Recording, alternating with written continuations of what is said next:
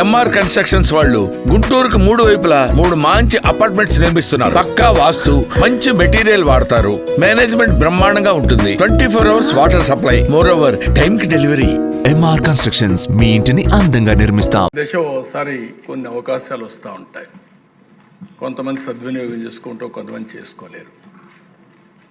నేను ఎప్పుడూ ఒకటే అంటాను, ఈరోజు మీరు చూసారు దేశ ఫస్ట్ టైం బాలయూరి ఈస్ట్ గోదావరి జిల్లాలో పుట్టిన వ్యక్తి.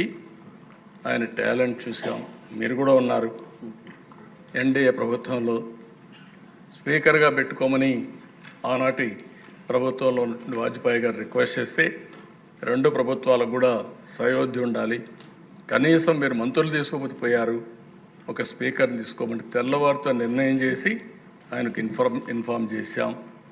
మొట్టమొదటిసారిగా లోకసభ స్పీకర్గా ఒక దళితుడిని చేసిన పార్టీ తెలుగుదేశం పార్టీ. బ్రహ్మాండంగా రాణించాడు. గోదావరి ట్రైన్లో వచ్చి నా దగ్గరకు వచ్చినాక ఫ్లైట్ ఎక్కిపోతానంటే నువ్వు వెళ్ళమని చెప్పిన తర్వాత ఢిల్లీలో ఫ్లైట్లో ఉన్నాడు. ఫ్లైట్లో ఉంటే దిశ వాజ్పేయి గారు ఫోన్ చేసి మీరు ఇప్పుడన్నా ఒప్పుకోండి, 10:30కి నామినేషన్ వేయాలి, 12 గంటలకు 11:30 12 గంటల టైం కూడా అయిపోతుందంటే అప్పుడు నేను అన్నాను ఓకే నేను చెప్తానని చెప్పి మళ్ళీ ఫోన్ చేసి ఓకే అండి బాలయోగి గారికి ఇస్తున్నా అని చెప్పి బాలయోగి గారు ఫ్లైట్లో ఉంటే ఎర్రంనాయుడు గారికి ఫోన్ చేసి పిఎం గారు అని ఇది చేశారు, మీకు ట్రాఫిక్ అంతా కూడా క్లియర్ చేస్తారు, ప్రత్యేకమైన లైన్ ఇస్తారు, ఇమ్మీడియట్ దిగతానే తీసుకుపోయి నామినేషన్ ఇప్పించమంటే ఎగ్జాక్ట్గా 5 నిమిషాలకు ముందు పోయి నామినేషన్ వేశారు అధ్యక్ష. బట్ ఒక దళిత ఒక ఎస్సీ బిడ్డ బ్రహ్మాండంగా రాణించి మొత్తం దేశమంతా కూడా మెప్పించే స్థాయికి ఎదిగారంటే అదే తెలుగుదేశం పార్టీ, తెలుగు గడ్డ గర్వపడుతుందని చెప్పి కూడా నేను మీకు తెలియజేసుకుంటున్నాను. ఇదే మరుగా దేశ 99లో మీరు కూడా ఉన్నారు, మీరు కూడా మంత్రి. ఆ రోజు ప్రతిభా భారతి గారిని స్పీకర్ చేశాం. ఒక మహిళ, ఒక దళిత మహిళని స్పీకర్ చేస్తే ఏ విధంగా ఉంటుందో ఆలోచించి మనం చేశాం. ఆ రోజు కూడా మీరు చూస్తే తెలుగుదేశం పార్టీ మొట్టమొదటిసారిగా ఒక దళిత మహిళని అసెంబ్లీ స్పీకర్ చేసిన ఘనత కూడా మనకు దక్కింది అధ్యక్ష. ఇంకొక పక్క అధ్యక్ష ఆ రోజు ఈ 2 కాకుండా కాకి మాధవరావు ఎవరు అంతవరకు ఎస్సీలు చీఫ్ సెక్రటరీ కాలేదు, అవుతారని కూడా ఊహించుకోలేదు వీళ్ళు.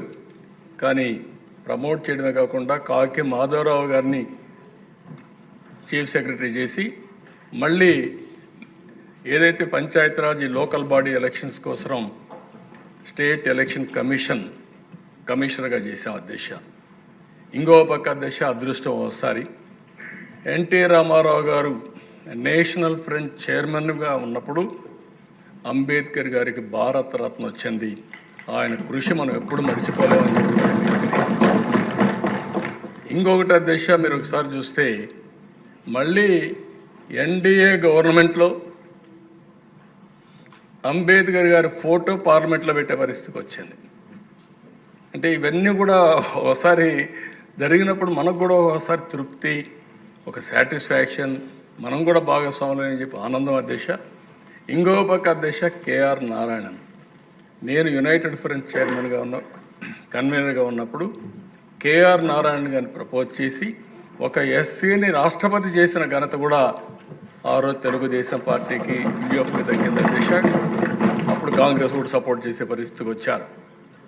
అబ్దుల్ కలాం అధ్యక్ష, అబ్దుల్ కలాం గారిని ఈ దేశం ఎప్పుడూ గుర్తుపెట్టుకుంటుంది. అలాంటి వ్యక్తిని వాజ్పేయి గారి సహకారంతో ఎన్డీఏ గవర్నమెంట్లో ప్రెసిడెంట్ ఆఫ్ ఇండియా చేసిన ఘనత కూడా మనకు దక్కుతుంది. మన రోల్ ఉంది, దానికి గర్వపడుతున్నాం అధ్యక్ష. వీళ్లే కాకుండా అధ్యక్ష ఈరోజు నరేంద్ర మోడీ గారిని కూడా మీరు ఒకసారి ఆలోచిస్తే ప్రధానమంత్రిగా కోవింద్ గారిని, ఒక షెడ్యూల్ కులానికి సంబంధించిన వ్యక్తిని ప్రెసిడెంట్ ఆఫ్ ఇండియా చేశారు. ఈరోజు దేశ రాష్ట్రపతిగా ముర్ము గారిని ఈరోజు చేసే పరిస్థితి వచ్చారు. ఇవన్నిట్లో మనం భాగస్వాములు అయిన దానికి నాకెంతో ఆనందంగా ఉంది.